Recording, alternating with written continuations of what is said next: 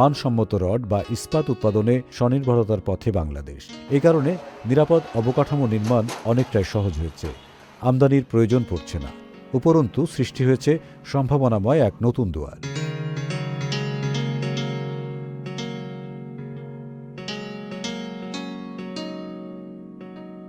এ শিল্পের উদ্যোক্তারা বলছেন, দেশের অভ্যন্তরীণ চাহিদা মেটাতে বছরে প্রায় ৩০ লাখ টন রডের প্রয়োজন হয়, যার পুরোটাই যোগান দেয় দেশীয় প্রতিষ্ঠানগুলো।